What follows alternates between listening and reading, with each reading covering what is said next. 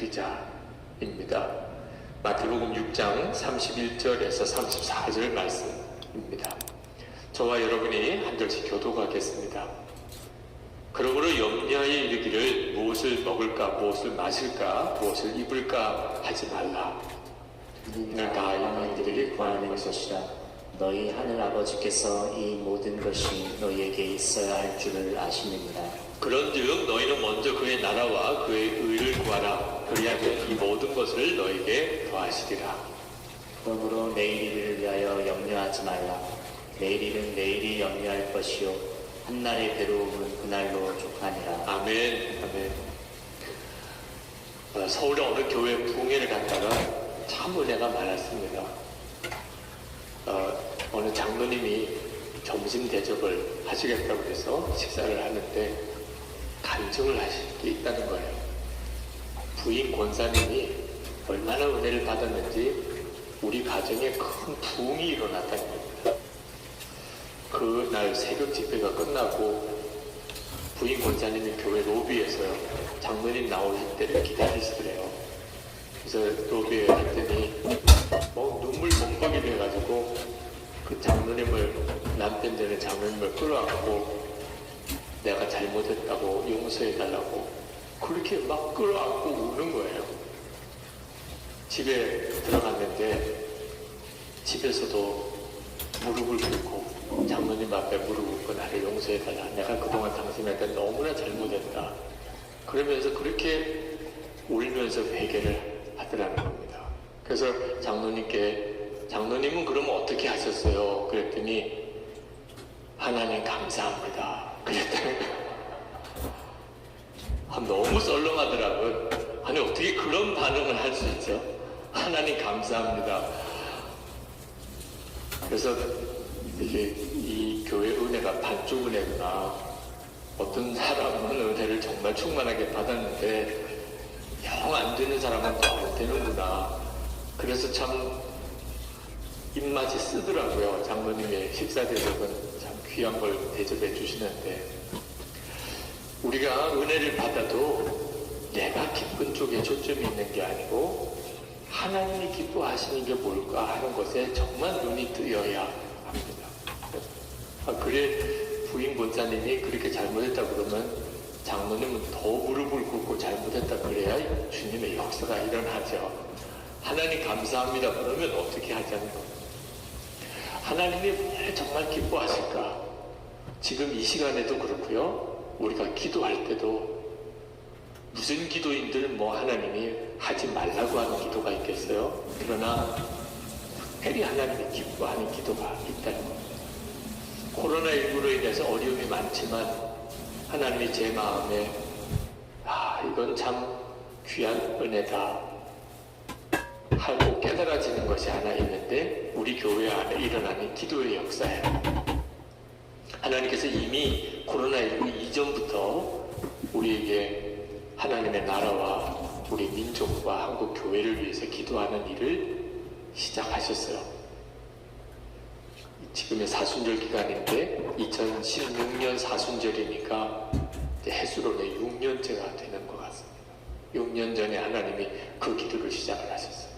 그리고 1시간 기도를 하게 계속 해마다 훈련을 해서 3년째 1시간 기도를 시작을 했고 그래서 기도 사이트를 만들게 됐습니다. 성도들이 1시간을 기도를 하고 싶은데 잘 안 된다는 성도들이 너무 많으니까 그러면 휴대폰에 그 1시간 기도 앱을 깔고 그래서 기도를 하고 싶으신 분들은 어디서든지 기도를 하도록 해드리자. 말씀 기도는 이미 하나님이 그 전부터 기도 훈련을 해오셨고요. 지금은 삼겹줄 기도까지 갔죠. 코로나19로 교회에서 모일 수가 없게 되니까 마가다락방들 문을 닫았고 할 수 없이 예배당을 열었어요. 기도 자리로. 늘 하나님이 그런 마음을 주셨었습니다.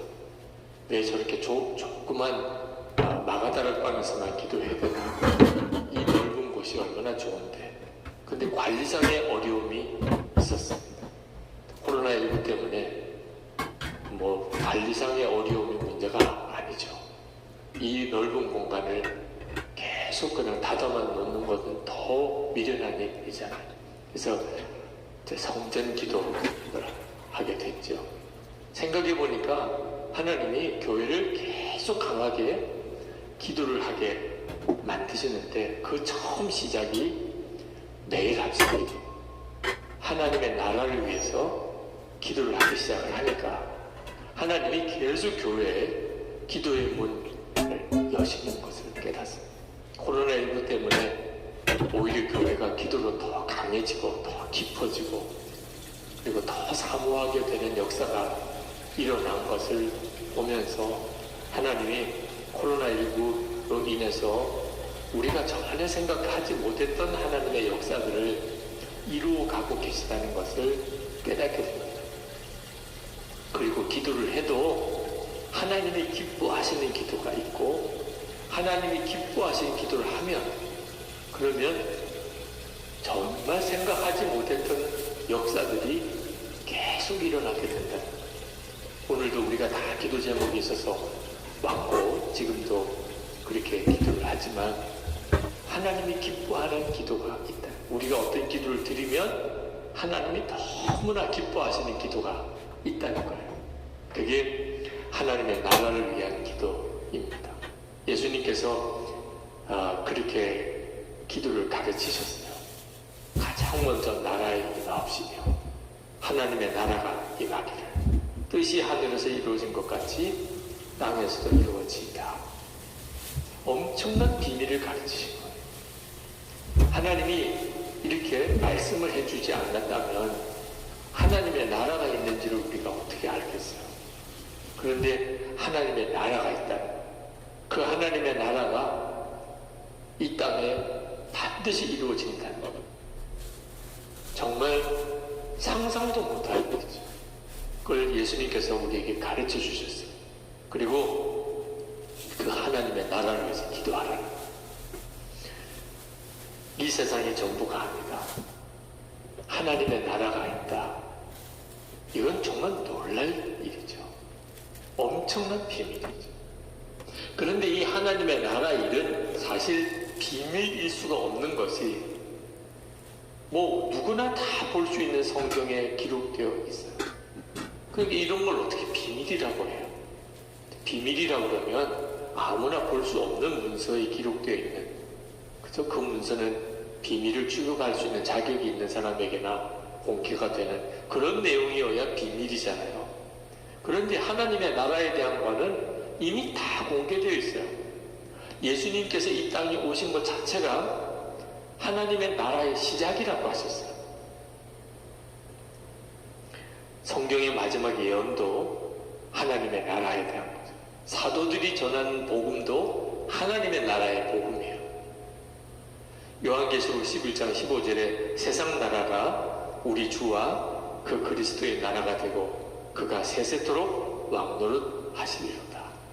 너무나 명확하게 하나님의 나라가 있고 이 세상이 이제 끝나게 되고 하나님 나라가 이 땅에 온전히 이루어지게 됨을 분명하게 다 보여주셨는데 그런데도 하나님의 나라는 비밀이에요. 안 믿으니까. 누구에게나 다 열려져 있는 공개된 내용인데 이게 비밀이 되어 있는 것이 참 안타까운 일이죠. 그래서 성경에 하나님의 나라를 비밀이라고 쓰고 있어요. 누가복음 8장 10절에 이르시되 하나님의 나라의 비밀을 아는 것이 너희에게는 허락되었으나 다른 사람에게는 비유로 하나니 이는 그들로 보아도 보지 못하고 들어도 깨닫지 못하게 하려 함이라. 지금 이 시대가 그렇게 되어 있어요. 하나님의 나라에 대한 비밀은 완전히 공개된 내용입니다. 그런데도 어떤 사람은 들어도 전혀 들리지가 않아요. 하나님의 나라는 사실 너무나 놀랍게 지금 우리 눈에 보여요. 여러분 안에 이미 예수님이 와 계시고 우리가 이렇게 모여서 이 금요일 밤에 이렇게 모여서 집회를 하는 것 자체가 하나님 나라 백성의 일이에요. 그런데도 여전히 전혀 안 보이는 사람들이 많습니다. 고린도전서 15장 51절에 보라 내가 너희에게 비밀을 말하노니 우리가 다 잠잘 것이 아니요 마지막 날발에 순식간에 홀연히 다 변화되리니 하나님의 나라가 임하고 죽은 자가 다 살아나는 일이 있다는 거예요. 골로새서 1장 26절에 이 비밀은 만세와 만대로부터 감추어졌던 것인데 이제는 그의 성도들에게 나타났고 예수 그리스도로 인하여 하나님 나라의 비밀이 완전히 공개가 되어져 있어요. 안타까운 것은 여전히 이 하나님의 나라는 비밀인 채로 대부분의 사람들에게는 그런 채로 머물러 있는 겁니다. 심지어는 예수를 믿는 사람도 그래요. 교회를 다니는 사람에게도 하나님의 나라의 일은 여전히 그에게 비밀로 되어 있어요. 그런지 안 그런지는 무엇으로 구분하느냐 하면 하나님의 나라를 정말 눈뜬 사람은 하나님의 나라 백성답게 여기서부터 살아요. 하나님의 나라에 대해서 들어본 적은 있는데 실제로 그 사람에게는 보이지도 않고 들리지도 않는 너무나 막연한 하나님의 나라인 사람은 이 세상에서 완전히 세상 사람처럼 삽니다. 여러분, 우리나라에 우리 한국 사람만 사는 거 아니죠. 일본 사람도 한국에 왔어. 중국 사람도 한국에 왔어. 미국 사람도 한국에 왔어. 근데 그 사람들을 보면 한국에서 살기는 해요. 그렇지만 다 자기 나라 풍습대로 삽니다. 그죠? 일본 사람은 일본 사람의 음식을 먹고 일본 사람의 문화에 따라서 살아요. 한국에서 살지만 자기는 일본 사람이라고 생각해요. 중국 사람도 마찬가지. 한국에 와서 살지만 자기는 중국 사람이라고 명확하게 생각해요. 그러니까 하나님의 나라에 대해서 진짜 믿어지는 사람은 세상에 살지만 자기는 하나님의 나라 백성이라고 생각해요. 그 점에 대해서 내가 그런가? 한번 여러분이 돌아봐야 됩니다. 여러분은 하나님의 나라 백성이라고 하는 의식을 늘 하고 사나요? 우리가 가게도 가고 식당도 가고 이 세상에서는 학교도 다니고 직장생활도 합니다. 그런데 나는 하나님의 나라 백성이야. 어느 모임에 가든지 누구를 만나든지 난 하나님의 나라 백성이야. 하나님의 나라 백성은 이렇게 사는 거지. 그런 의식이 있는 사람과 아닌 사람의 차이가 뚜렷하게 갈라져요. 그 중에서 하나가 기도해요. 하나님의 나라 백성의 가장 놀라운 특징은 하나님의 나라를 위해서 기도를 한다. 대한민국 국민은 미국에 가나 아프리카로 가서 사나 우리나라를 위해서 마음이 잘 되기를 원하는 마음이 다 있는 것과 똑같아. 빌립보서 3장 20절에 보면 우리가 하늘나라 시민권을 가진 사람이라 그렇게 나옵니다. 세번역으로 보면 우리의 시민권은 하늘에 있습니다. 하나님의 나라가 이제 비밀이 아닌 사람, 완전히 그에게 열린 사람은 내 시민권은 하늘에 있다. 이 점에 대해서 명확한 사람이에요. 세계 한인 선교사 대회에 미국에서 열렸던 대회 때 참석을 했다가 참 마음에 인상이 깊은 것이 그 가장 오지에서 어렵게 사역한 선교사님일수록 그 선교사님들 모임에서 아주 귀한 대접을 받더라고요. 들어보면 고생을 많이 하셨어요.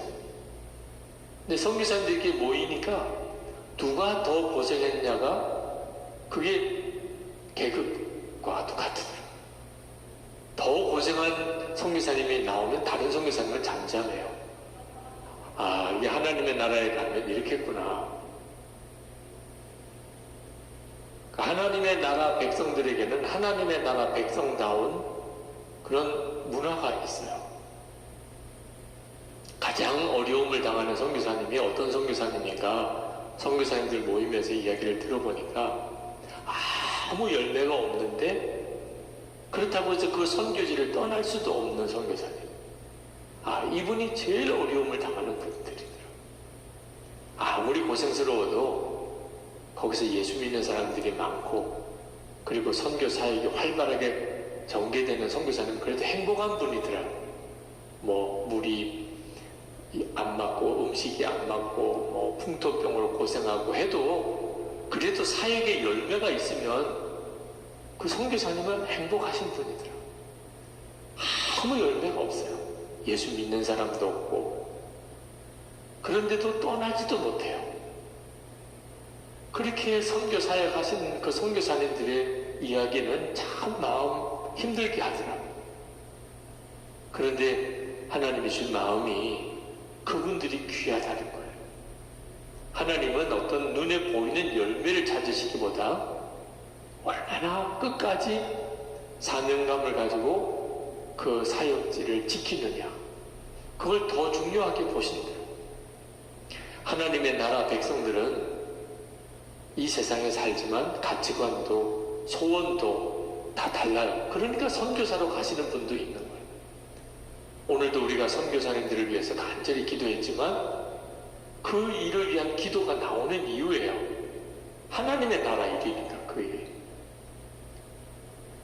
사도 바울은 빌립보서를 보면 빌립보에 있는 구원받지 못한 사람들을 위하여 울었다고 그렇게 그가 쓰고 있습니다. 빌립보서 3장 18절에 이렇게 말합니다. 내가 여러분에게 여러 번 말하였고 지금도 눈물을 흘리면서 말하지만 그리스도의 십자가의 원수로 살아가는 사람이 많이 있습니다. 빌립보에 예수 안 믿는 사람들, 특히 예수 믿는 성도들과 교회를 핍박하는 사람들을 위해서 사도 바울이 운다는 거예요. 이게 정말 하나님의 백성들이 가지는 심령이에요. 핍박하는 사람, 예수 안 믿는 사람을 위해서 우리가 화를 내거나 무서워하거나 피하거나 하는 게 아니고 그들을 위해서 우는 거예요. 사실 사람의 눈으로 보기에는 빌립보 사람들이 사도 바울을 보고 울어야 돼요. 워낙 불쌍하니까. 정말 집도 있는 것도 아니고 직장 있는 것도 아니고 그렇게 핍박을 당하고 그러면서 복음을 전하는 사도 바울을 보면 진짜 불쌍해 보이잖아요. 빌립보 사람들은 그때 당시에 제2의 로마, 아주 작은 그런 로마, 이런 별명을 가지고 있었을 정도로 빌립보는 로마 시대에 아주 보석과 같은 도시였어요. 게다가 금광이 있었기 때문에 굉장히 부유했습니다. 그런데 그것 때문에 아주 타락한 삶을 살았죠. 배가 신이다. 여러분 중에도 그런 분이 없기를 바랍니다. 먹는 것만 주야로 생각하고 뭘 먹을까 이 생각만 하고 살았던 사람이 빌립보 사람. 그들의 입장에서 보면 사도 바울이 불쌍하죠. 그런데 사도 바울은 그 빌립보 사람을 위해서 울었다고 했어요. 너무 불쌍해서. 그들이 영원한 멸망으로 가는 게 불쌍하니까. 그러니까 하나님의 나라 사람들이 가지고 있는 특징이 전형적인 그런 특징이에요. 예수 안 믿는 사람 보면 너무 불쌍한 거죠. 그런데 사도 바울이 빌립보 사람들도 불쌍하지만 빌립보에 있는 기독교인들이 걱정이 되었어요. 믿음이 아직 온전하지 못하고 그리고 이제 막 예수 믿은 지 얼마 안 되는 사람들이니까 그렇게 세상적으로 풍요하게 살고 온갖 쾌락을 다 누리고 사는 빌립보 사람들을 보고 부러워할까봐. 저 사람들은 예수도 안 믿고 하나님도 안 믿는데 어떻게 저렇게 풍요하게 살까? 재미있게 살까? 그것 때문에 마음이 흔들릴까봐 간절한 마음으로 빌립보 교인들에게 말씀한 것이 우리의 시민권은 하늘에 있다. 로마 시민권을 자랑하던 시대예요. 나는 로마 시민이야. 그게 어디든지 가면은 자랑이고 그리고 패스포트와 똑같았어. 그런데 사도 바울은 우리는 비교할 수 없는 그런 시민권을 가지고 있다. 하나님의 나라의 시민권. 그 이야기를 빌립보 교인들에게 해주고 있는 거예요. 여러분, 우리가 그럴 거예요. 오늘 여러분들이 어떤 어려운 문제 속에 지내고 계신지 모르겠지만 사실 엄청난 축복을 받고 사는 거죠. 우리는 하나님 나라 백성이죠. 그래서 하나님의 나라 백성을 위해, 나라를 위해서 기도를 하라는 거예요. 하나님의 나라 백성의 가장 놀라운 특징이니까. 마태복음 6장 33절에 너희는 먼저 그의 나라와 그의 의를 구하라. 그리하면 이 모든 것을 너에게 더하시리라. 이건 너무 중요해요. 마태복음 6장 10절에도 주기도문에서 나라가 임하시며 그 뜻이 하늘에서 이루어진 것 같이 땅에서도 이루어지이다. 그렇게 기도하라는 거예요. 여러분, 오늘 이 밤에 여러분에게서 하나님의 나라를 위한 기도가 나오는지는 너무너무 중요한 문제입니다. 하나님의 나라 백성인지 아닌지 구분이 거기서 나와요. 하나님의 나라 백성이 아닌 사람에게는 하나님의 나라를 위한 기도 자체가 없어요. 근데 하나님의 나라 백성은요, 하나님의 나라를 위한 기도가 계속 나와요. 우리가 매일 아침 기도를 하게 된 이유도 거기에 있습니다. 하나님의 나라 백성에게 자신이 하나님의 나라 백성인 것을 일깨워주는 일이 필요하다고. 그래서 우리 주님이 말씀한 것처럼 먼저 그의 나라와 의를 구하라. 이 말씀을 그대로 우리가 실천해 살아보자. 그래서 매일 합심 기도를 하게 된 거예요. 존 바이퍼 목사님이 그런 말씀하셨어요. 기도 응답을 받지 못하는 것이 우리에게 비극이 아니고 들려지지 않은 기도가 비극이다. 우리가 기도를 그렇게 많이 했는데 기도가 응답이 안 된다. 그것 때문에 안타까워하는 분들이 많죠. 하나님은 왜 내 기도를 안 들어주시나? 그런데 실제로 기도를 했는데 응답을 못 받은 게 안타까운 문제가 아니라 마땅히 드려야 되는 기도인데 그 기도는 전혀 드리지 않고 지냈던 바로 그게 문제라. 야고보서 4장 2절에 너희가 얻지 못하면 구하지 아니하기 때문이에요. 그러니까 우리가 하나님의 나라를 위해서 기도하지 않으면 그러면 그 사람에게는 하나님의 나라는 아무 의미가 없어지게 됩니다. 그러니까 이 일은 워낙 중요한 문제고 또 영적으로 굉장히 공격을 많이 받는 문제라 그저 한 개인에게 하나님의 나라를 위해서 기도하세요 이렇게 설교만 하고 마칠 문제가 아닌 걸 알게 되었어요. 목사님 저 자신도 하나님의 나라를 위해서 먼저 기도하는 것을 잊어버릴 때가 너무 많더라고요. 하도 급한 일이 많고 바쁘게 일정을 보내다가 보면 하나님의 나라를 위해서 기도를 안 하고 지난 날이 하루 이틀이 아닌 거예요. 아, 이 일은 함께 해야 되는 기도구나. 그래서 지금도 매일 저녁에 매일 합심 기도, 하나님의 나라를 위해, 우리나라를 위해, 민족을 위해, 한국 교회를 위해 기도 제목을 보내는 거예요. 우리 교인들에게는 이제는 어지간히 익숙해진 것 같아요. 사실 대부분 그리스도인들은 사실 자기 문제가 생기면 기도를 해요. 근데 문제가 없어지면 기도를 안 해요. 그러니까 기도를 하는 것 그 자체도 사실 참 귀한 일일 정도예요. 문제가 있어도 기도를 안 하는 사람도 있으니까. 근데 그 수준을 벗어나는 일은 좀처럼 어려운 일인 것 같아요. 근데 선한목재교회 교인들은 이제는 하나님의 나라를 위한 기도는 이제는 어지간히 이제는 익숙해졌어요. 기도 제목을 받는 것으로만 의미를 두시는 분들은 물론 아니겠지. 오늘도 기도 제목이 왔네. 그런 분들은 해당이 안 되겠지만 그래도 기도 제목이 오면 그 기도 제목을 읽기라도 하시는 분은 이제는 하나님의 나라를 위한 기도가 많이 익숙해져서 그래요. 민족을 위한 기도, 우리 나라를 위한 기도, 한국 교회를 위한 기도 함께 하니까.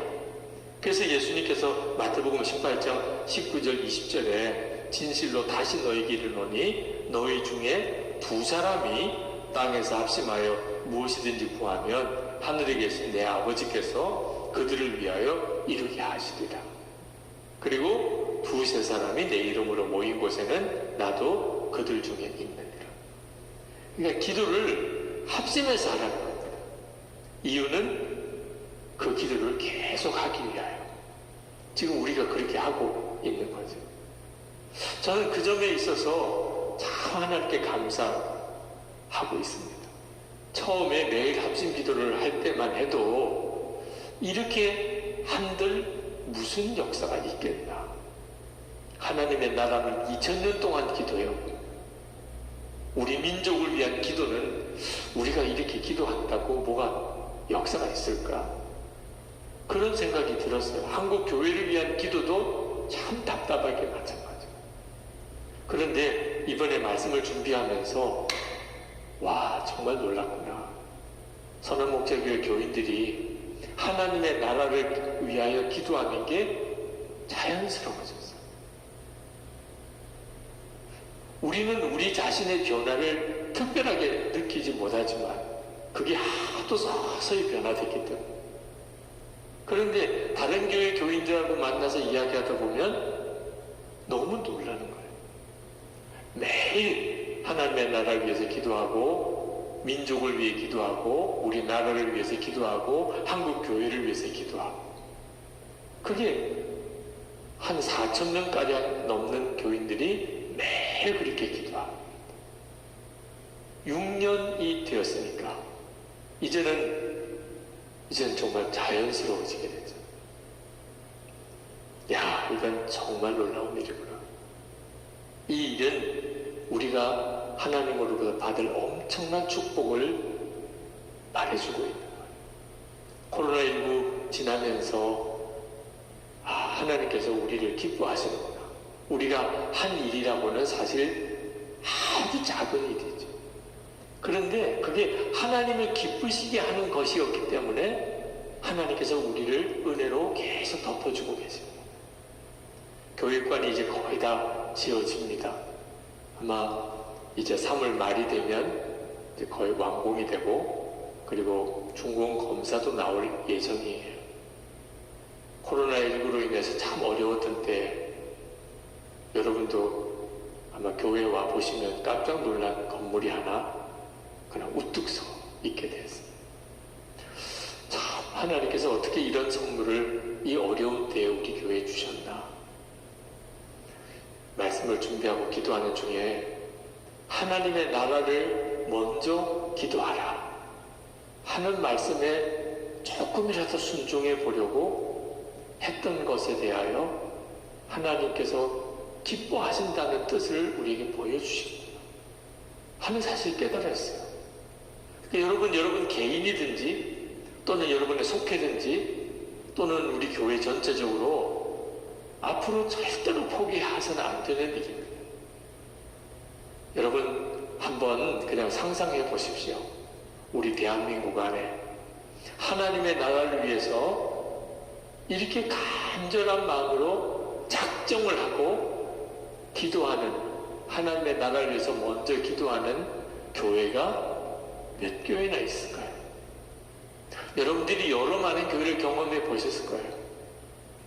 그러니까 억지로라도 좀 반강제적으로라도 매일 기도 제목을 카톡으로 보내면서까지 그렇게 기도를 하게 하는 교회가 몇 교회나 있을까요?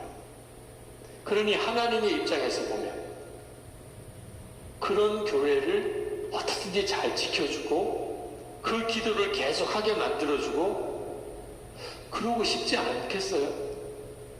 그러니 여러분이 개인적인 사모함과 갈망이 많겠지만 하나님이 기뻐하시는 기도를 하는 것은 엄청난 복이에요. 미국에 중보 기도로 유명한 교회가 있는데 Church on the Way라는 도상의 기도, 길 도상의 교회라는 그런 특별한 어떤 교회 이름을 가지고 있는 교회가 있습니다. Church on the Way라는 잭 헤이포드 목사님이 담임하시는 교회예요. 근데 잭 헤이포드 목사님이 교회를 개척하고 목회하시다가 어느 날 역대하 7장 14절 말씀을 읽다가 주님의 음성을 들으셨어요. 역대하 7장 14절이 이런 말씀입니다. 내 이름으로 일컫는 내 백성이 그들의 악한 길에서 떠나 스스로 낮추고 기도하여 내 얼굴을 찾으면 내가 하늘에서 듣고 그들의 죄를 사하고 그들의 땅을 고칠지라.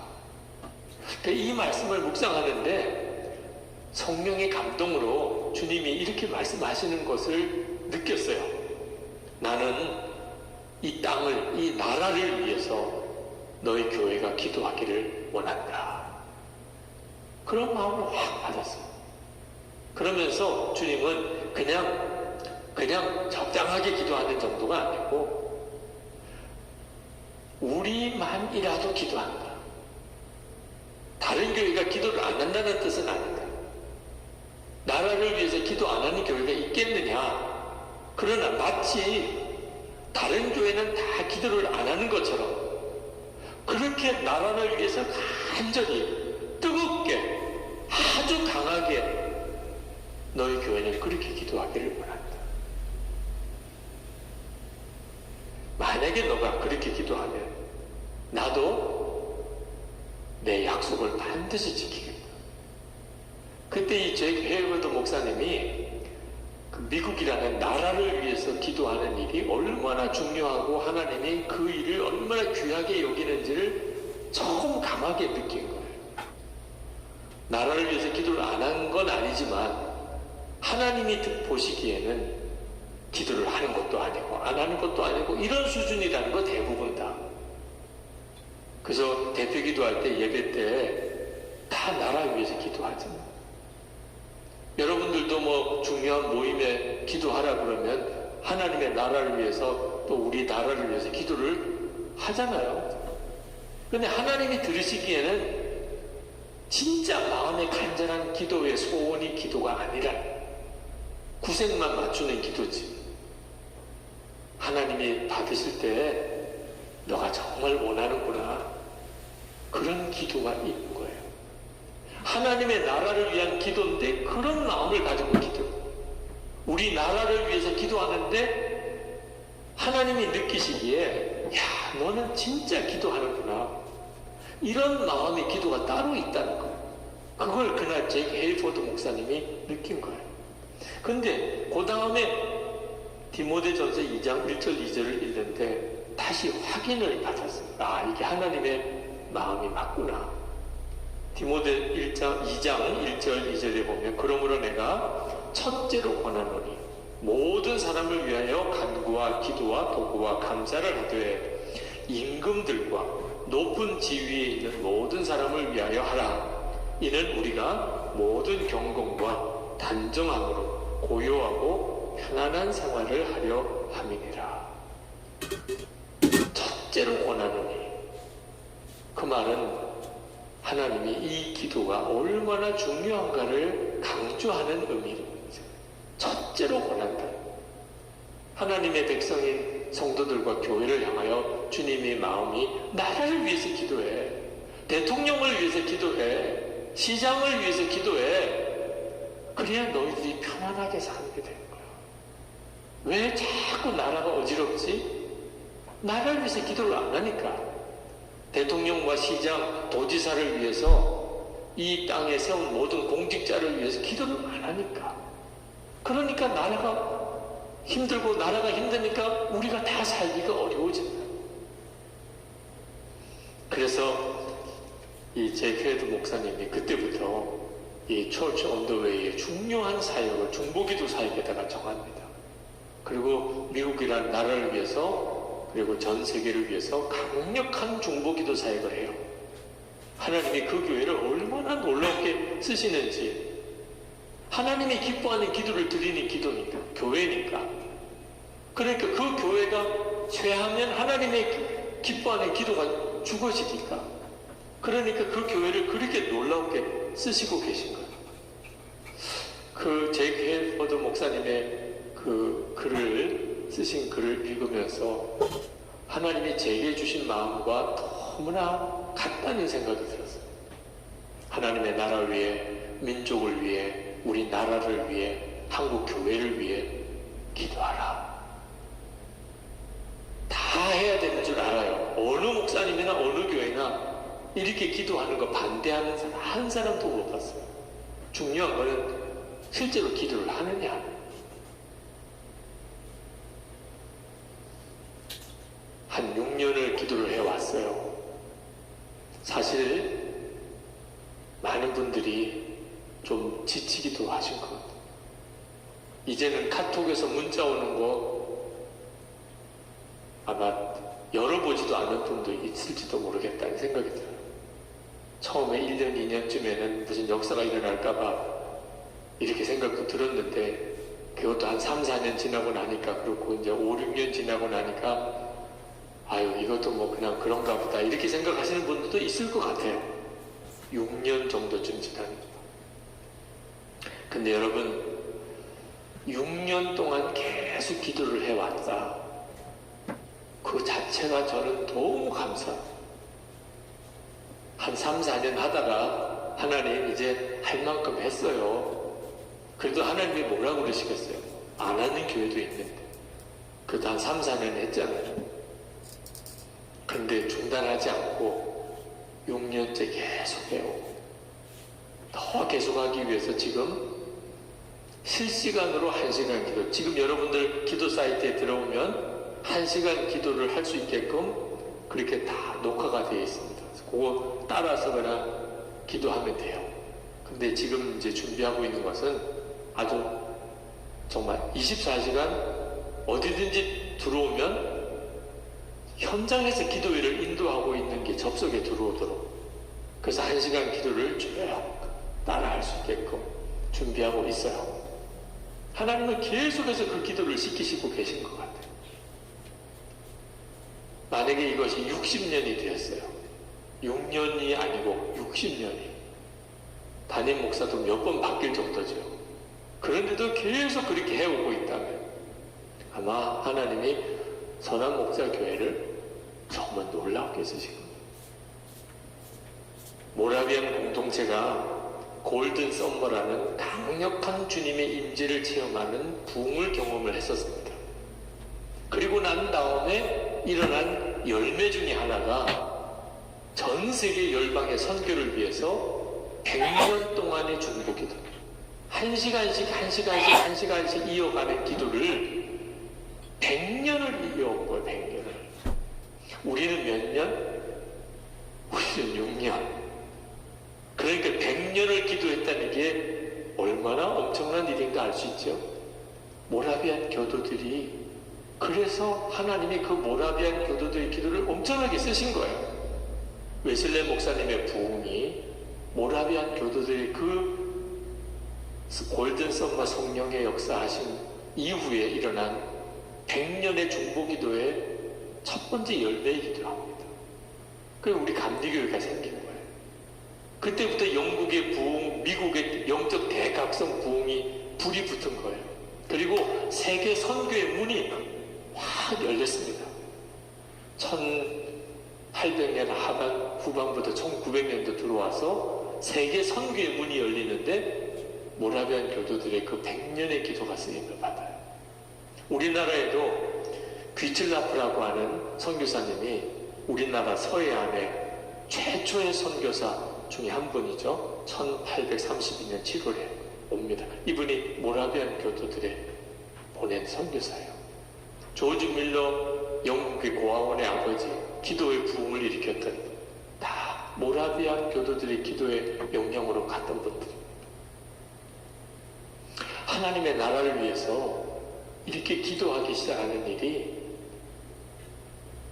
하나님이 얼마나 기뻐하십니까? 믿음의 눈이 뜨여야 하는데 하나님이 기뻐하시는 것이 무엇일까를 생각 안 하는 사람은 하나님의 나라 위의 기도, 우리 민족을 위한 기도, 한국 교회를 위한 기도는 내가 바빠서 안 하는 거예요. 당장 내 문제가 아니니까. 내 기도도 지금 못하고 있는데 이렇게 생각이 듭니다. 근데 입장을 바꿔서 하나님의 입장을 보면 너도 기도할 게 많은데 근데 어째서 너는 하나님의 나라를 위해서 기도하냐. 그래서 주님이 먼저 하나님의 나라를 위해서 기도하면 하나님이 그 모든 것을 다 더해요. 그러니까 여러분 이 엄청난 약속을 진짜 믿고 붙잡아야 돼요. 이면수 목사님이 북한에 억류됐을 때 저는 이면수 목사님을 만나본 적도 없어요. 근데 그분이 북한에서 그렇게 많은 사역을 하시는 분이라는 소문만 들었었죠. 근데 어처구니 없게 북한에 억류가 되고 종신형 그런 재판을 받고 수용소에 갇혀 있다는 이야기를 듣고는 어느 날 새벽에 그분을 위해서 기도해야 되겠다 그런 마음이 들더라고요. 근데 기도하다가 이렇게 기도해서는 안 되지. 만약에 내가 그분이라면 그러면 한국 교회가 기도해 주기를 바라지 않았겠네요. 당신이 북한을 돕다가 그렇게 억류되어 있는데 한국에 있는 교회 목사님들이 나를 위해서 기도를 해주지 않겠나. 근데 어떤 기도를 해주기를 원하실까? 그때 내가 새벽기도 때 했던 기도는 오히려 죄스럽더라. 만약에 이면수 목사님이 나중에 내가 그렇게 기도한 걸 안다면 알까요 모를까요? 천국 가서 다 알지요. 천국 가서 만났을 때 그 새벽기도 때 그때 뭐 하는지 안 하는지도 모를 정도로 그렇게 했네요. 그것도 안 한 사람도 있을 테니 그래도 이름만이라도 불러준 것만도 감사해요 이렇게 하겠지만 사실 얼마나 얼굴이 뜨뜻하겠어요. 그때 정말 눈물이 나더라고요.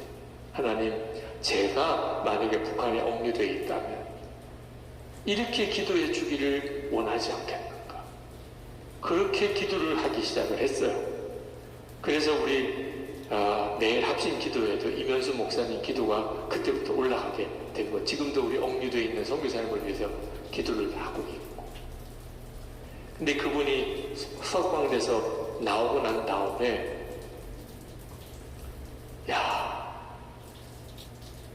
하나님의 나라를 위해서 기도하면 이런 기쁨이 있는 거.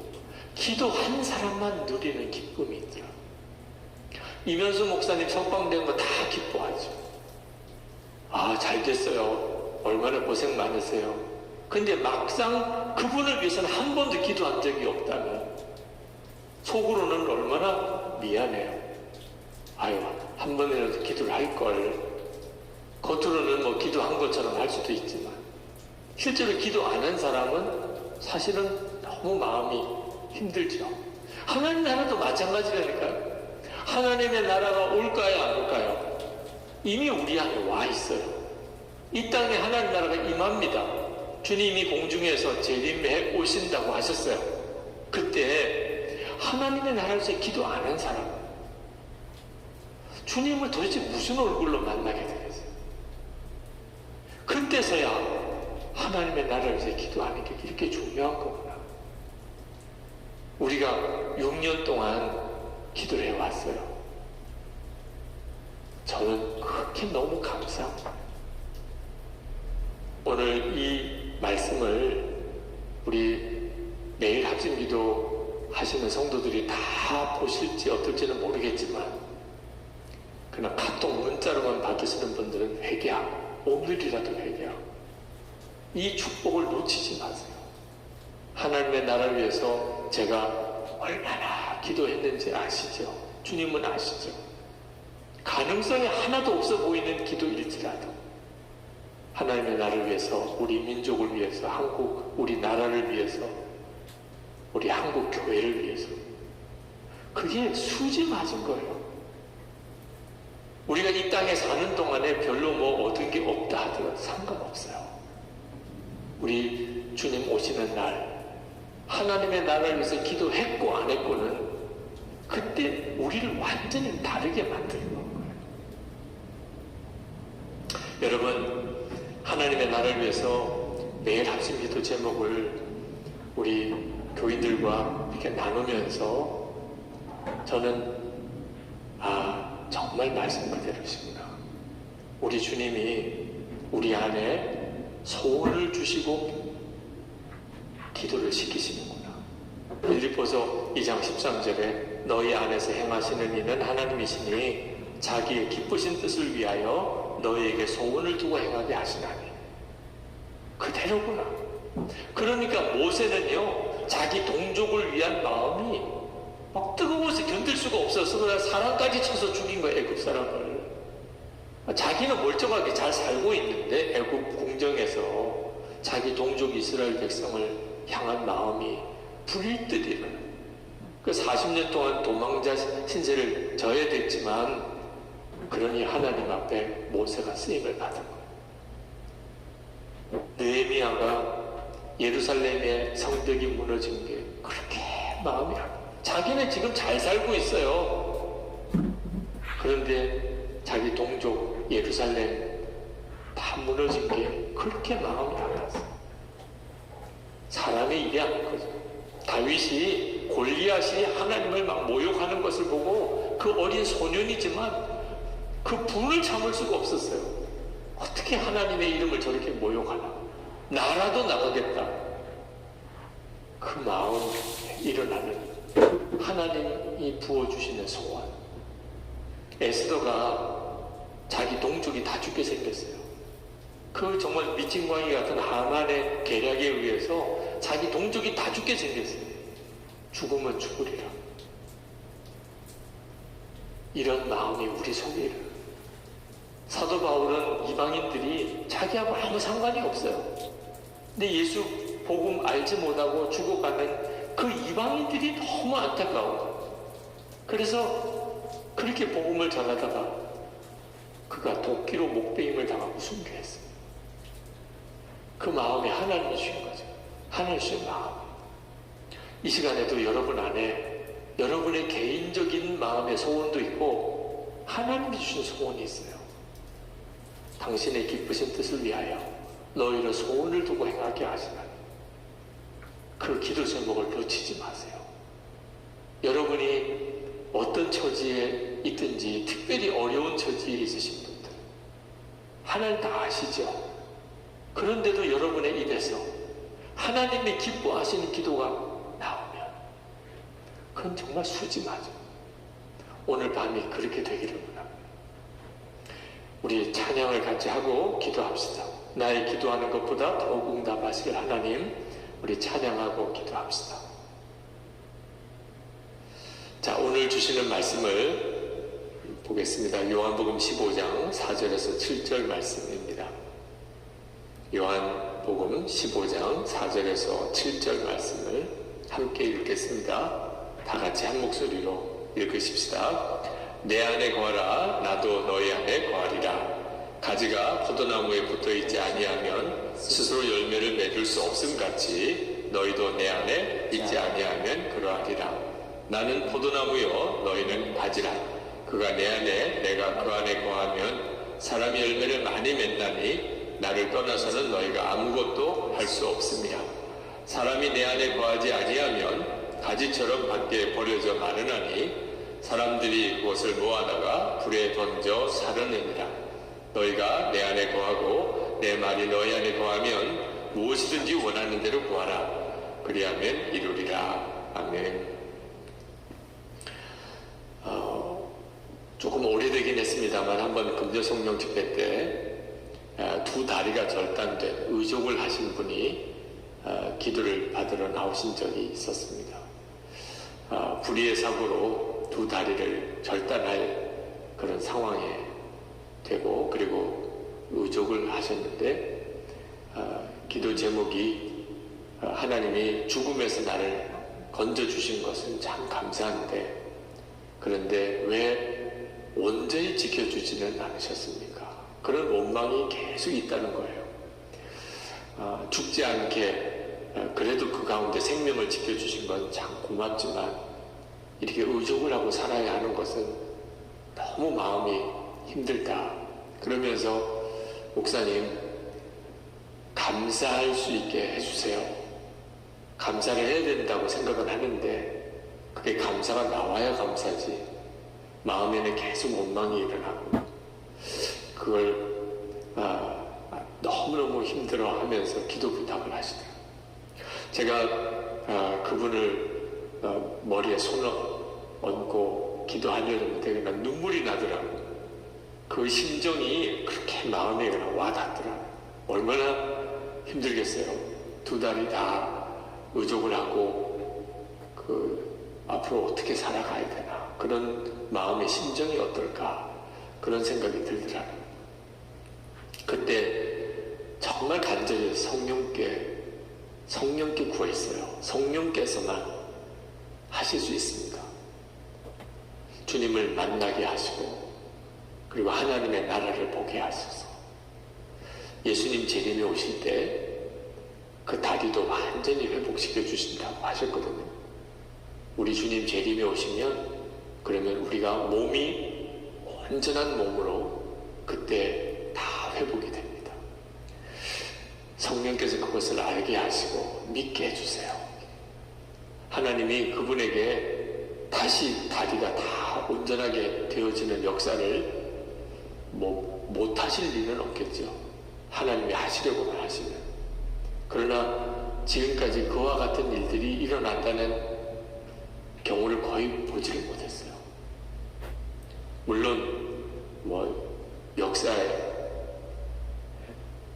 정말 나면서 걷지 못했던 그 솔로몬 그 성전에 앉아있던 그 사람도 나사렛 예수의 이름으로 벌떡 일어나는 일도 있었고, 김익도 목사님 집회 때 그런 기적도 있었다고 하는 이야기를 듣지만 그런 일을 하나님이 지금도 행하시는 경우는 거의 보지를 못했어요. 왜 그럴까? 실제로 영적인 진리를, 진실을 알고 나면 꼭 그런 기적이 필요한 건 아니기 때문에 그렇습니다. 우리가 정말 영적인 눈이 열리고 나면 예수님이 우리와 함께 계신 것과 하나님의 나라와 주님이 재림에 오시고 그리고 우리의 육신과 영이 완전히 새로워지는 하나님의 역사를 정말 알고 나면, 그러면 이거 해주세요, 저거 해주세요, 왜 하나님은 나에게 온전히 역사 안 하시나요? 왜 속히 응답 안 하시나요?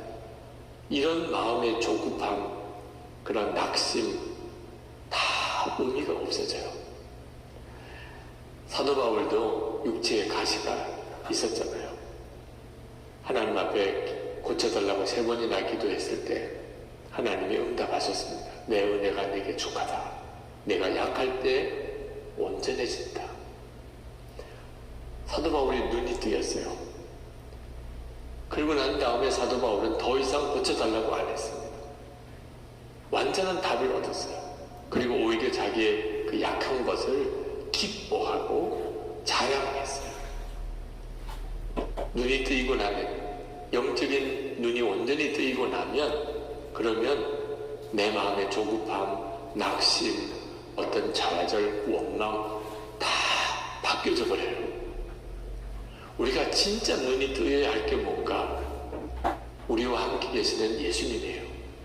우리가 그토록 주님을 바라보시자 24시간 주님과 동행하시라고 권해드리는 이유는 주님이 나와 함께 계시는 게 정말 믿어지고 그 주님을 바라보는 눈이 뜨이고 나면, 그러면 우리의 소원도 달라지고 마음의 갈망도 달라지고 내 마음의 진정한 만족과 감사의 제목도 다 바뀝니다. 아직도 영적인 눈이 진짜 뜨이지 않으니까 엉뚱한 걸 붙잡고 안달하고 조급해하고 좌절하고들 사는 거예요. 어제 어느 분이 저에게 메일을 보내셨어요. 요즘 기도하다 보면 가끔씩 무의식적으로 하나님, 제가 인용하기도 그러네요. 그러니까 하나님에 대한 욕이 막 나온대요, 입에서. 즉시 회개하지만 두렵습니다. 구원받지 못하는 게 아닌지 잠을 이루지 못해 목사님께 묻습니다. 짤막한 메일이 왔어요. 참 곤혹스럽겠죠. 자기도 모르게 갑자기 하나님에 대해서 막 욕이 나오는 거예요. 이거 잘못하다가 나 진짜 버림받은 영혼 아니냐, 그런 두려움이 와서 저에게 메일을 보내셨더라고요. 얼마나 난감하겠습니까? 하나님을 욕하는 것이 자기 입에서부터 욕이 나온다면. 그런데 이분에게 있어서 그 하나님을 욕하는 것보다 더 놀라운 것은요, 그분이 그때마다 즉시 하나님께 회개한다. 즉시 하나님, 제가 지금 정말 말도 안 되는 말을 내뱉었습니다 라고 회개를 하게 됐다. 그리고 저에게 목사님, 저 어떻게 해야 되죠? 이건 내가 완전히 버림받은 영혼 아닙니까? 그렇게 저에게 상담 메일을 보냈다는 거예요. 여러분, 하나님을 욕을 하는 사람들 많습니다. 지금 세상은 정말 악한 세상이 되었어요. 그런데 하나님을 욕하는 사람들 중에 이분은 정말 특별한 사람이죠. 하나님을 욕하는 사람이 다 자기가 욕하고 난 다음에 바로 회개합니까? 그리고 어느 목사님에게든지 메일을 보내서 상담합니까? 그런데 이분은 그렇게 하고 있잖아요. 그러니까 지금 이분이 정말 주목해 봐야 될 것은 하나님을 욕을 하는 그런 정말 무서운 영적인 어떤 시험만 아니고, 그럼에도 여전히 자기 안에 역사하시는 성령의 역사예요. 이걸 성령의 근심이라고 하는 거죠. 에베소서 4장 30절에 하나님의 성령을 근심하게 하지 말라. 그 안에서 너희가 구원의 날까지 인치심을 받았느니라. 성령이 그 마음에 계신 사람은 영생을 소유하고 있는 사람이에요. 성령이 근심할지언정 그 사람 속에 역사하고 있잖아요. 그걸 주목해 봐야 돼요. 그래서 그분에게 메일을 간단하게라도 보냈어요. 당신이 하나님을 욕을 하고 있지만 즉시 회개할 마음이 들고, 그리고 목사님에게 상담하는 메일을 보내는 것은 당신 안에 또 동일하게 성령께서 여전히 역사하고 있다는 증거입니다. 그러니 이제 또 그런 일이 벌어지면 이제는 회개만 하지 말고 담대하게 대적하세요. 예수의 이름으로 명하니, 예수님의 보혈에 의지하여 명하니, 나에게 하나님을 욕하게 하는 영은 떠나가라! 담대하게 외치세요. 그리고 성령의 감동하시는 대로, 하나님, 제가 더 이상 입으로 하나님을 욕하기 원치 않습니다. 하나님을 찬양하고 하나님을 증거하는 삶을 살기 원합니다. 그렇게 구하세요. 구하라 그러면 주실 것이요 하셨습니다. 여러분, 우리 안에 성령께서 계시다는 것은 정말 놀라운 일이에요. 여러분이 그 사실을 절대로 작게 생각하시면 안 돼요. 성령께서 내 안에 역사하고, 그게 비록 근심일지라도 성령께서 역사하고 계시다. 여러분이 그 사실에 대해서 정확히 알게 되면, 그러면 마귀가 더 이상 여러분을 넘어뜨리지 못해요. 여러분도 여러분이 얼마나 놀라운 은혜 속에 살고 있는가를 알게 되니까, 그러니까 문제를 헤쳐나갈 힘을 얻게 돼요. 그러나 성령이 내 마음에 계시다는 것으로만 그치면 참 안타까운 일이에요. 평생을 성령을 근심하게 하고 회개만 하고 그렇게 끝낼 겁니까? 그럼 어떻게 하지요? 이제 우리가 할 일이 있는데, 그것은 예수님 안에 거하기를 힘쓰는 겁니다. 내 안에 성령이 와 계시다는 것에 대해서 만족할 게 아니고, 이제는 예수님 안에 거하기를 힘쓰는 거예요. 요한복음 15장 4절 오늘 말씀에 내 안에 거하라, 나도 너희 안에 거하리. 이것이 정말 하나님을 기쁘시게 하는 거예요. 여러분이 성령을 받았다는 것도 하나님이 대단히 기뻐할 일이지만, 하나님이 정말 기뻐하시는 것은 여러분 자신이 예수님 안에 거하는 것입니다. 예수님 안에 거한다는 것은 도대체 뭘 어떻게 하는 건가? 그냥 그림으로 그려보세요. 여러분이 예수님 안에 들어가요. 그 말은 무슨 뜻이죠? 이제는 예수님 마음대로의 인생을 살게 된다는 뜻입니다.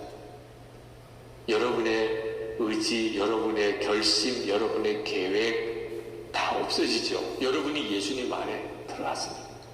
예수님이 가는데 뭐 여러분이 안 갈 수가 있나요? 예수님 안에 있는데. 예수님이 하시는데 여러분이 안 할 수가 있나요? 여러분 이미 예수님 안에 있는데. 그러니까 여러분이 예수님 안에 거한다는 말은 이제는 내 생각, 내 계획, 내 결심 없습니다.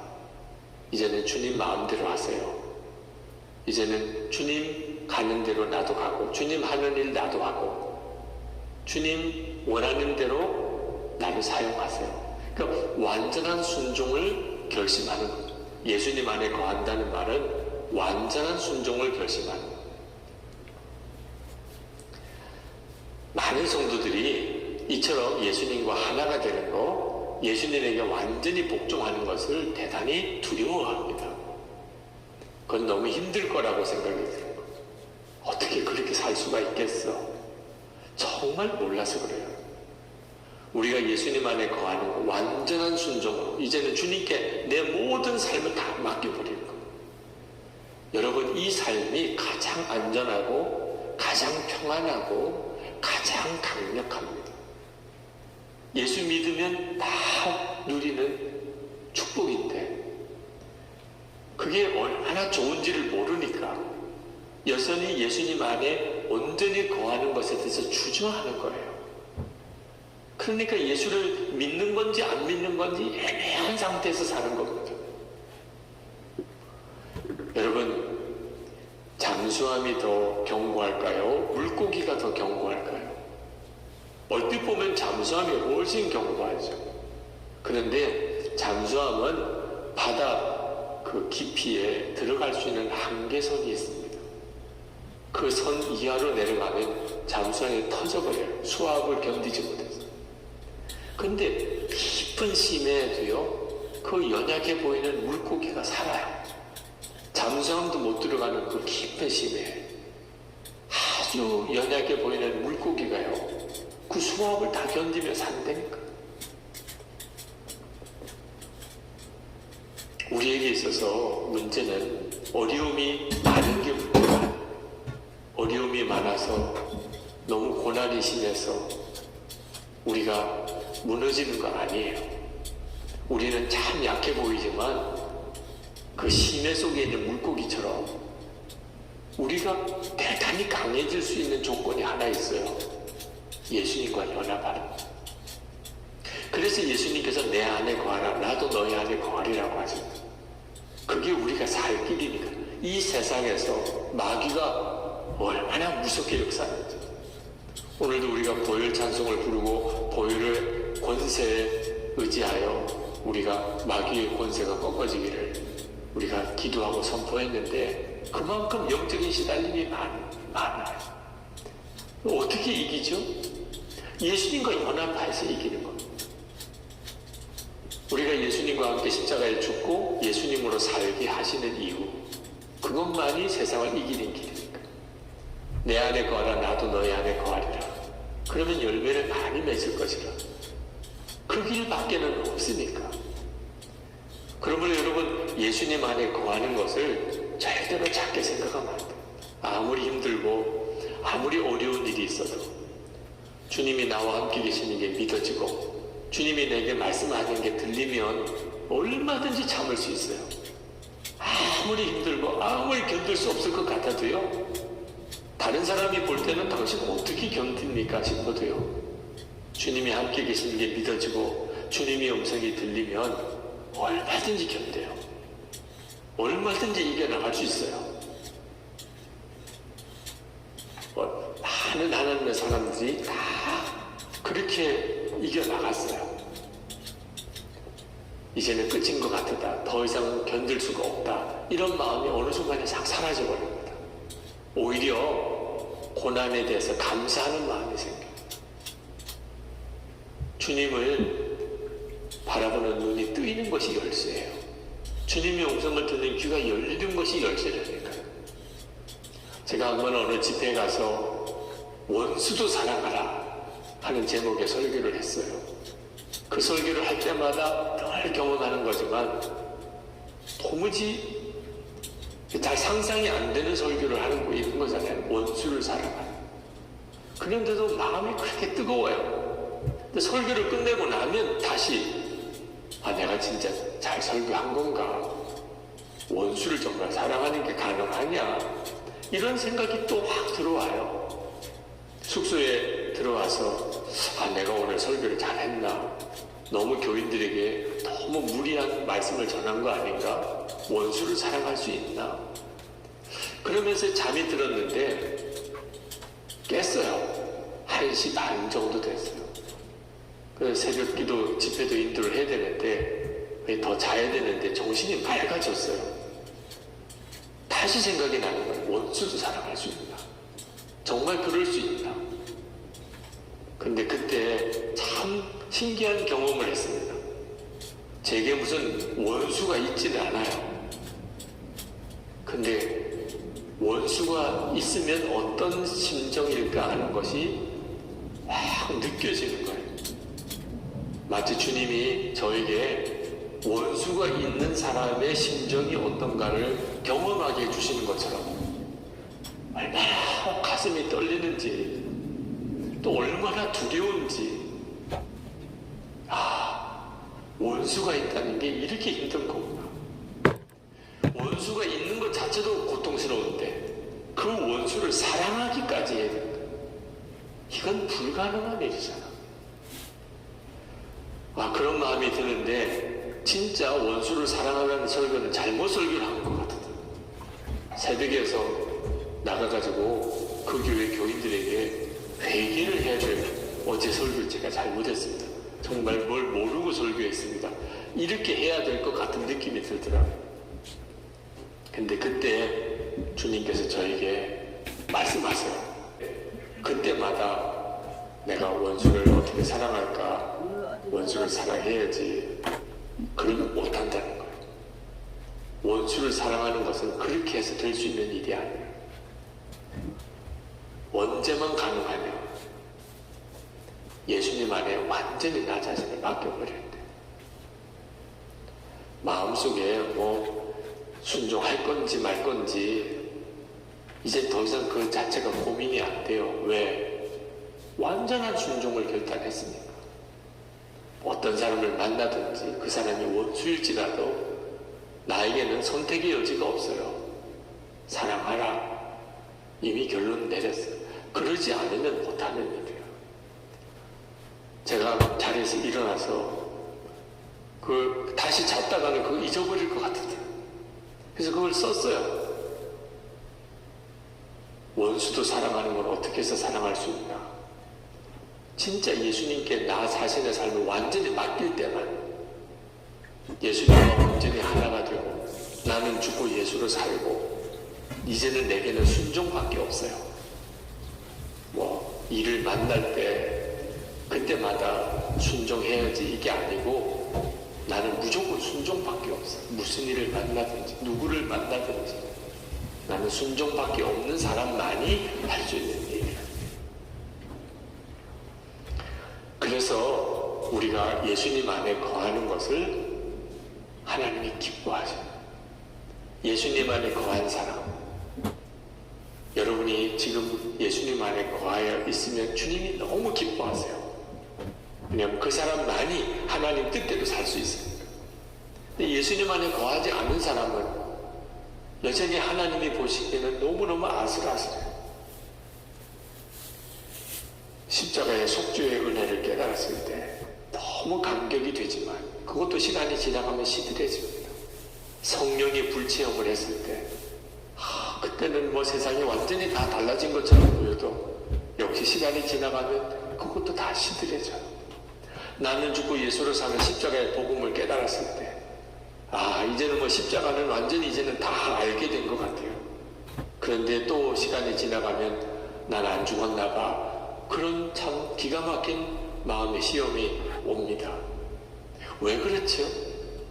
십자가의 속죄의 은혜, 성령의 체험, 나는 죽고 예수로 사는 십자가의 복음을 깨달은 것이 뭐가 아직까지 미진한 거지요? 예수님 안에 거하는 것이 아직까지 안 되면, 그러면 결국은 다시 흔들려 버리게 돼요. 예수님 안에 거하지 못한 사람은 성경을 많이 알아도 실제로 그 성경 말씀대로 살아지지가 않습니다. 예수님 안에 거하지 않으면 하나님의 나라 영생 천국에 대해서 분명하게 내가 알고 있어도 여전히 성질 하나 안 바뀌어요.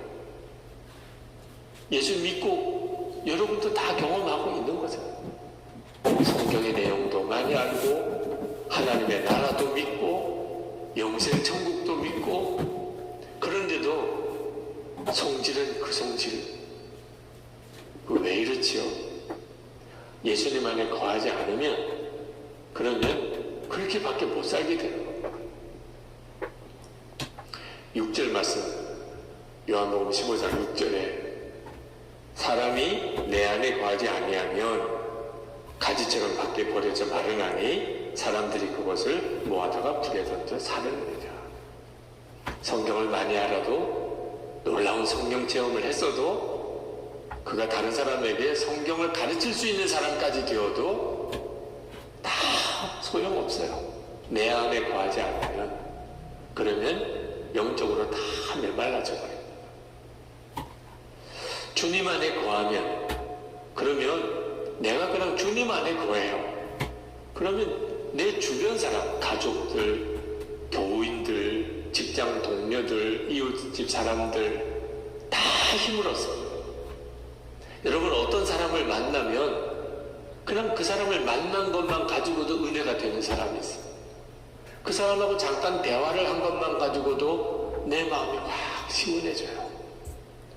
그 사람하고 이렇게 만나서 그분이 하는 이야기를 듣기만 해도 기도하고 싶어지고, 성경 보고 싶어지고, 모든 죄 다 청산하고 싶고, 나도 좀 정말 성령에 충만한 삶을 살고 싶고, 이런 분이 있어요. 그분이 어떤 분이죠? 주님 안에 거하는 분이에요.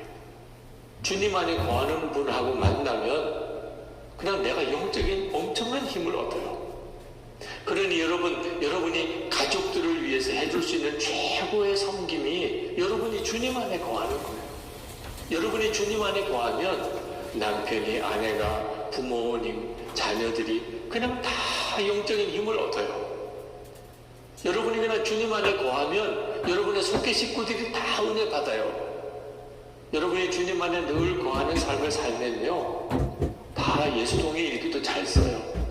쓰고 싶어지니까, 나도 좀 일기 써야 되겠어, 이런 마음이 하나 생기게 되니까, 여러분이 주님 안에 거하면 여러분 주변에 예수 믿고 싶은 사람들이 막 생겨나요. 세상에 이렇게 간단한 방법이 있다니까요. 주님 안에 거하는 것이 우리 하나님이 정말 기뻐하시는 거예요. 우리가 순종하면 우리도 예수님을 경험하게 돼요. 사도행전 5장 32절에 하나님께서 자기를 순종하는 사람들에게 주시는 성령이라고 그랬어요.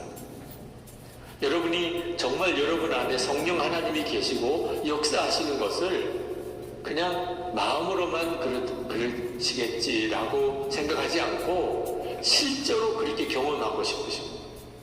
오늘도 성령 집회 때 위해서 기도하면서, 하나님, 오늘 저녁 성령 집회는 우리 주님의 극장입니다. 예수님께서 모든 각본을 쓰시고 예수님이 주인공이시고 예수님이 친히 역사하시고, 그 문제로 정말 한참을 기도했어요. 저는 성령 집회 때마다 주님은 그 일을 행하신다고 정말 믿습니다. 그리고 지나고 나면 꼭 그런 일에 대한 간증을 들어요. 근데 어떻게 하면 우리가 그렇게 우리와 함께 계시는 주님의 역사를 생생히 볼 수 있을까요? 순종 안에 있어요. 예수님 안에 온전히 거하는 자의 순종. 그러면 반드시 하나님의 역사를 경험하게 돼요. 초대교회 사도들은 복음을 전하다가 고난을 많이 받았습니다. 붙들려 가고 매를 맞고 엄청난 고난을 당했어요. 그런데도 그분들은 계속해서 복음을 전하는 삶을 살았어요. 이유는 뭐죠? 성령의 역사를 계속 경험하고 있었어요.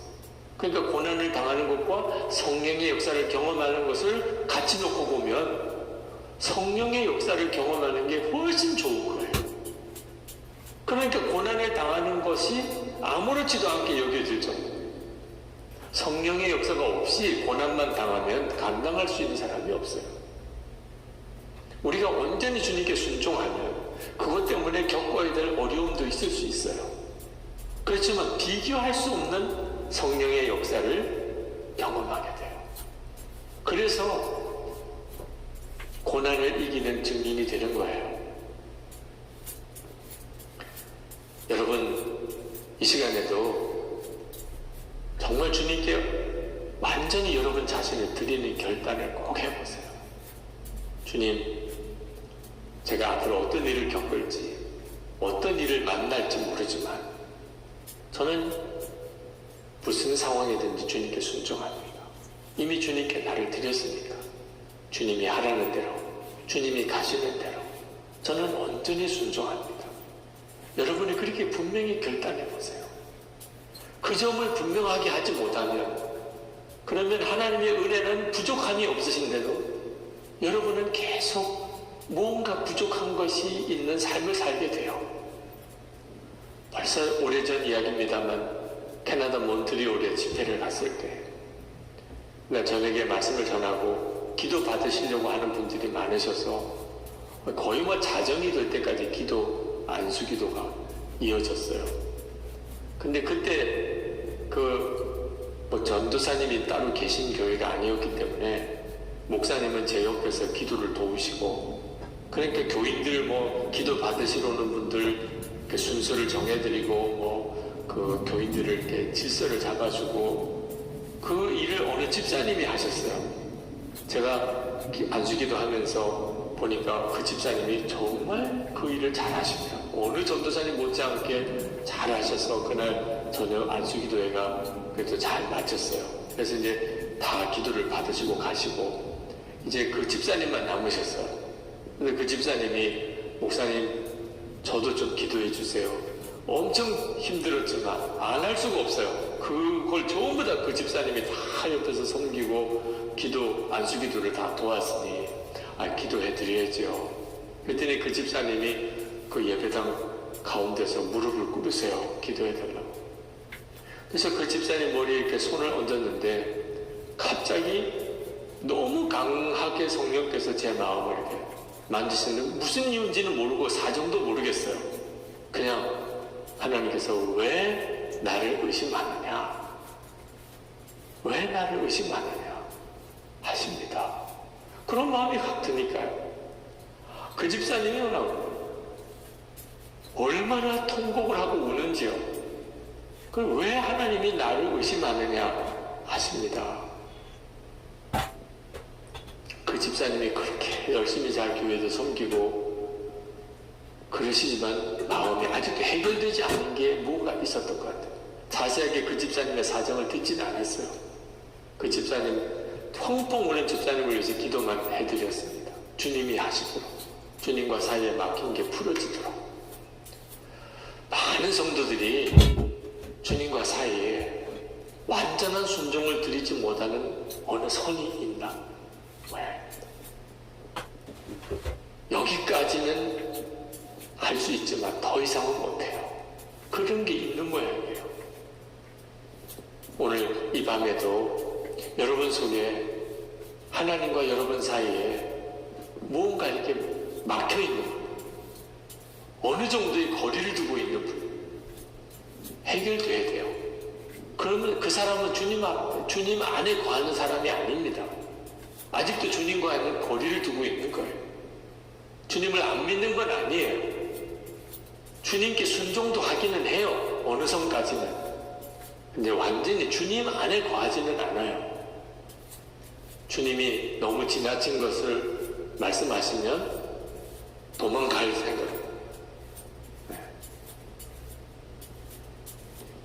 그런 계산을 가지고 있는, 완전히 주님께 맡기지는 못하는, 바로 그것 때문에 하나님이 나에게도 모든 은혜를 다 부어주시지 못하시는 거예요.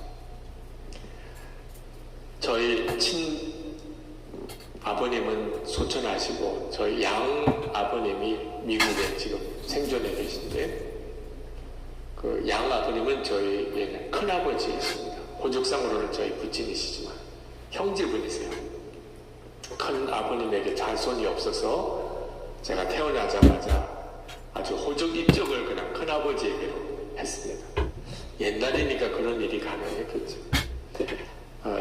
제가 아버님 만나서 들어보니까 그 형제분이, 남자분이 4분이 계셨대요. 그리고 이제 여자, 저에게는 고모님이 되시죠. 2분이 계셨는데, 2 형제 또 한 따님은 폐기력으로 돌아가셨어요. 저희 큰아버님이 6.25 전쟁 때 인민군으로 강제 동원이 되셔서, 저희 아버님은 국군이고 큰아버님은 기가 막힌 정말 참 그런 처지가 됐었죠. 네, 큰아버님이 포로로 잡혀와서 거제도 수용소에서 계시다가 국군 포로 때, 포로 석방 때 그때 풀려나셨어요. 그리고 부산에서 장사를 하시는데 꽤 사업을 잘 하셨습니다. 제 어린 시절에 큰아버님 댁에 가서 이렇게 지낸 때 보면은 꽤 잘 사셨다, 그런 느낌이 들었어요. 근데 어느 날 몸이 안 좋으셔가지고 병원에 갔더니 폐결핵이라는 진단을 받으셨어요. 그때 저희 아버님이 크게 낙심을 하셨던 거예요.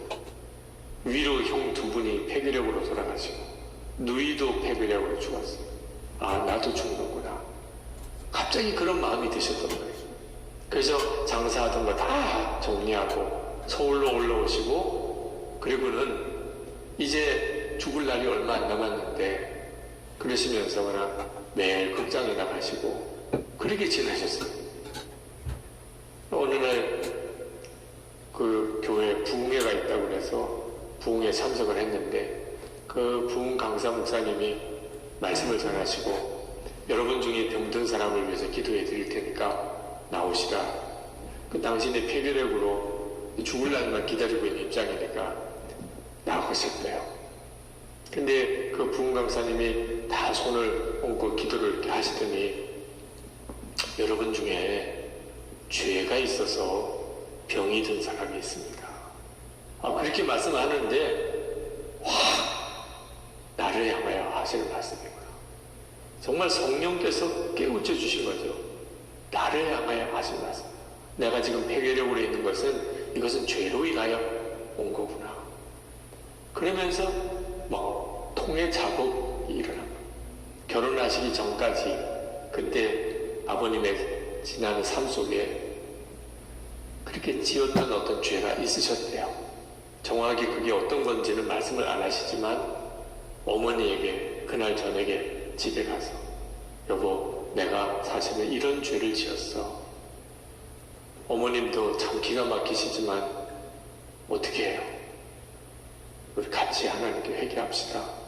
그리고 목사님 찾아가서 또 그 지난날에 지은 죄지만 목사님 앞에 다 고백하고, 또 목사님이 기도를 받고, 그리고는 완전히 사람이 바뀌신 거예요.